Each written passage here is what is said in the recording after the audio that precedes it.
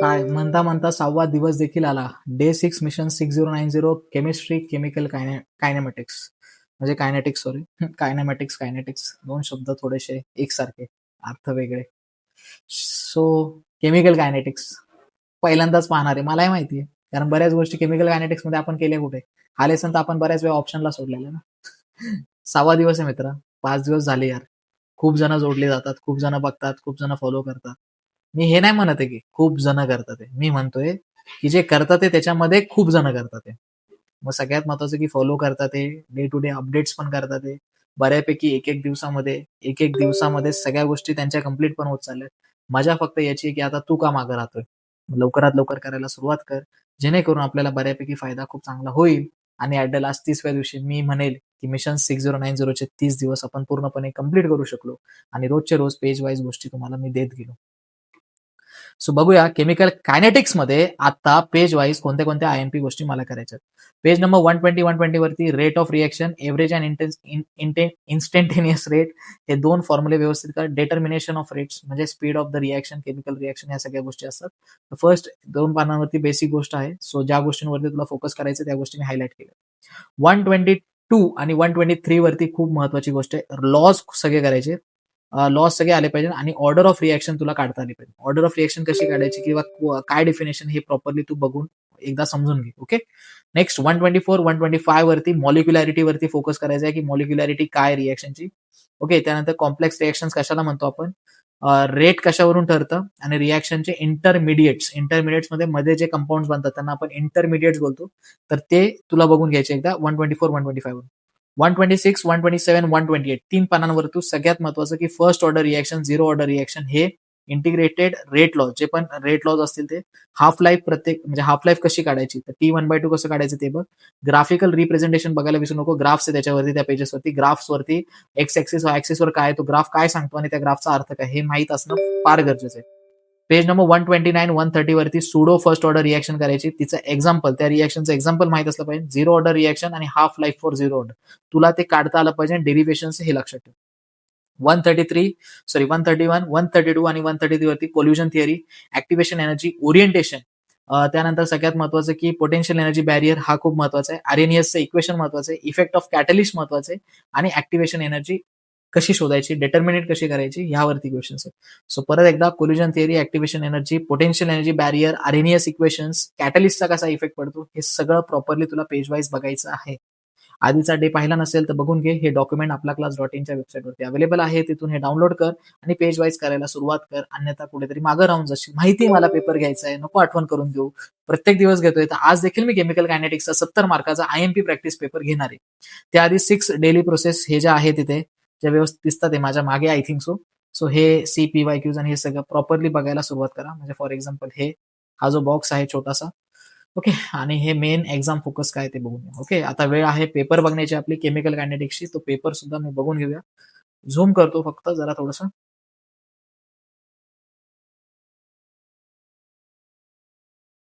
Okay, so हा आहे chemical कायनेटिक्सचा paper. Difficulty balance आहे, 70 मार्काचा आहे, 3 तासासाठी आहे आणि फक्त केमिकल कायनेटिक्सचा संपूर्ण बोर्ड फॉर्मॅटमध्ये हा पेपर आहे. तर आधी स्टार्टिंगला एमसीक्यूज आहे, तर एमसीक्यूज आपण बघत नाही, माहिती आहे आपल्याला बऱ्यापैकी. सो 10 एमसीक्यूज आपण नाही बघत, पण आपण क्वेश्चन नंबर 2 पासून प्रॉपर बघायला सुरुवात करतो. केमिकल कायनेटिक्सची डेफिनेशनच विचारली डायरेक्ट, धड्याचा अर्थच विचारलाय जो बऱ्याच जणांना माहितच नसतो, बरोबर की नाही. मॅथमॅटिकल एक्सप्रेशन विचारले एव्हरेज रेट काढण्यासाठी, condition under which reaction, molecularity विचारली, इन्स्टंटेनियस रेट विचारलाय, डेफिनेशन, इफेक्ट ऑफ टेम्परेचर विचारले, ऍक्टिव्हेशन एनर्जी विचारली, इंटिग्रेटेड लॉ इक्वेशन विचारले, झिरो ऑर्डर रिएक्शनचं एक्झाम्पल विचारले. जेवढे सगळे पेज वाईज आयएमपी पॉईंट्स काढले होते त्याच्यावरती अख्खा क्वेश्चन नंबर 2 म्हणजे पूर्ण 8च्या 8 क्वेश्चन त्याच्यामध्ये. नंतर ऑर्डर ऑफ द रिएक्शन आणि मॉलिक्युलॅरिटी, म्हणजे ऑर्डर आणि मॉलिक्युलॅरिटी दोन वेगळे कॉन्सेप्ट आहे. सो ऑर्डर आणि मॉलिक्युलॅरिटी वरती डिफरन्स विचारला आहे, म्हणजे खूप महत्वाची गोष्ट आहे. दुसरी गोष्ट हाफ लाईफ पिरियड काढायचा आहे आणि रेट कॉन्स्टंट काढायचं, म्हणजे हाफ लाईफ पिरियड आणि रेट कॉन्स्टंट मध्ये झिरो ऑर्डरच्या रिएक्शनसाठी रिलेशन शोधायचे. सुडो ऑर्डर रिएक्शन आलेली आहे. खाली आल्यानंतर तुम्ही जर पाहिलं इफेक्ट ऑफ कॅटलिस्ट, खूप महत्वाचा क्वेश्चन आलाय. त्याच्यानंतर तुम्ही जर प्रॉपर पाहिलं कोल्युजन थिअरीवरती प्रश्न आलाय, रेट डिटरमाइनिंग स्टेपवरती प्रश्न आलाय, units of the rate constant, first order reaction, second order reaction, अजून एक झिरो ऑर्डर रिएक्शन, 3 ऑर्डरच्या रिएक्शन विचारतात. आरएनएस इक्वेशनला खूप भारी गेले आणि ऍक्टिव्हेशन एनर्जीसाठी आरएनएस इक्वेशन एवढा आयएमपी पॉईंट याच्यामधला. त्याच्यानंतर पुढे गेल्यानंतर कोल्युजन थिअरी परत आलेली आहे का, इंटिग्रेटेड रेट लॉ पण परत आलेला आहे. बाकी न्यूमेरिकल वरती फोकस करा, एका एक वाचा व्यवस्थित स्टार्टिंगला, कारण सगळ्यात महत्त्वाचं तुमचं हेच नाही. हे एक मिनिट सॉरी, इथे सगळ्यात महत्वाचं की ग्राफिकल रिप्रेझेंटेशन आणि इथे आरएनएस इक्वेशन आले, पण प्री एक्सपोनेन्शियल फॅक्टर आणि ऍक्टिव्हेशन एनर्जी एक्सप्लेन करायला सांगितले. 2 फॅक्टर आहे आरएनएस इक्वेशन मध्ये. Write the RNS equation and explain the terms. म्हणजे आरएनएसच्या इक्वेशन मध्ये हे 2 टर्म्स आहे. प्री एक्सपोनेन्शियल फॅक्टर म्हणजे कॅपिटल एक्सप्लेन करायचं आणि दुसरं ऍक्टिव्हेशन एनर्जी म्हणजे ईए. हे 2 टर्म्स काय तर इक्वेशन लिहून एक्सप्लेन करायचे. म्हणजे हे लक्षात ठेवा की हे किती डीप मध्ये गोष्ट विचारतात. ते इक्वेशन मधला भाग विचारतात की त्याच्यातला ए काय आणि तो ईए काय. डिफरन्स बिटवीन एव्हरेज रेट आणि इन्स्टंटेनियस रेट. एव्हरेज आणि इन्स्टंटेनियस रेट मधला डिफरन्स तर माहितच असला पाहिजे, ते बेसिक आहे. Explain the effect of temperature on kinetic Maxwell Boltzmann. Okay, so हे खूप महत्वाचं आहे, हे सीईटी साठी फार महत्वाचं आहे. इथे आहे, एक second, Maxwell Boltzmann distribution. So हे फार महत्वाचं आहे.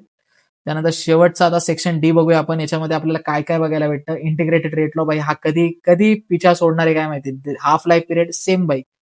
ऑर्डर आलीच. एक्सप्लेन पोटेन्शियल एनर्जी बॅरियर आलाच. डिराइव्ह अँड एक्सप्लेन परत half life for zero order आली. ग्राफिकल विचारले, म्हणजे ग्राफमध्ये पण विचारले झिरो ऑर्डरचा. त्यानंतर परत व्हॉट इज मॉलिक्युलॅरिटी विचारलंच आहे.